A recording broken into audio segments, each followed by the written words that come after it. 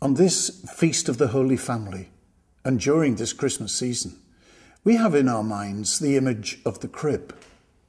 The scene of the birth of Christ is portrayed in so many different ways, yet in essence, it is always the same: a child, a mother and father, a stable, animals, and some shepherds. It's a picture of simplicity and poverty, yet it's rich in meaning and bears much reflection from many points of view. Look at it this way. This scene contains all the elements of our created world. The hay and the straw of the stable represent the fruit of the cultivated earth. The ox, ass, and the sheep are the animal kingdom. At the centre is the person of Jesus. And without ever romanticising poverty, there is a certain harmony between all these elements. Each one has its place, each one has its space, and all serve the well-being of the weakest and most vulnerable person, the newborn child. This simple reflection may have a special resonance at a time when we are intensely conscious of the fragility of our world and the threats to its stability. Today, we have to find a balanced and sustainable relationship between ourselves and the natural world, and between all people who share this planet.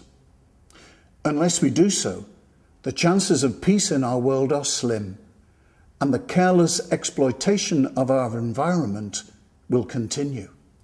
These right relationships have to begin in our homes, just as the readings we have heard today suggest. Respect between the generations, patience with each other, sensitivity to others' wishes and needs.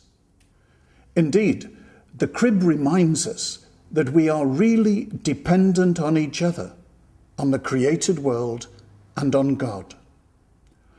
Only when this dependence is acknowledged have we a hope of realigning ourselves and our way of living into something more appropriate to the needs of each other and of our environment. Of course, over Christmas, we have been spending hard-earned income in order to express our love and thanks for each other. We must also have felt the pressures of advertising and expectation to spend more than we could afford.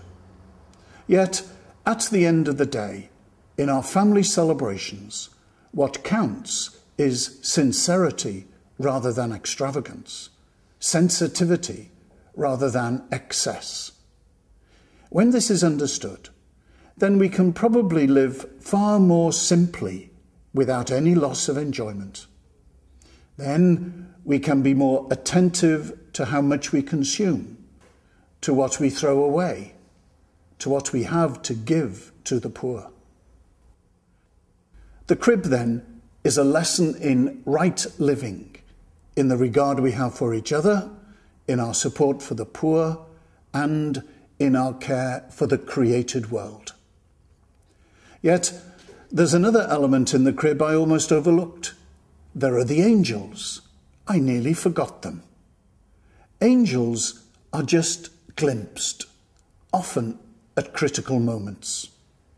They remind us of our hidden spiritual selves, for there is a life within each one of us which is open to God and only fully satisfied in the knowledge and love of God.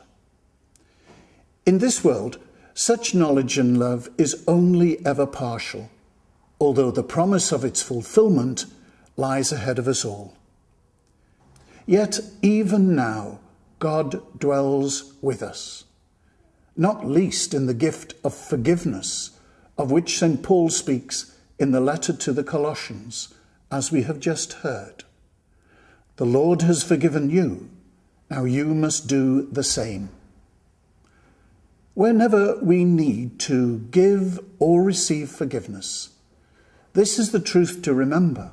For us, it is almost impossible.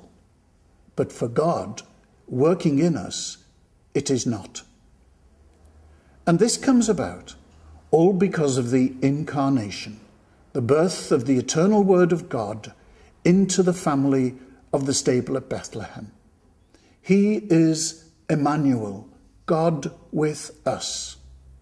Because he shares in our human life, then we can share in his divine life.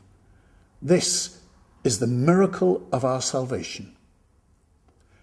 Remember the lovely words of the poem about the crib.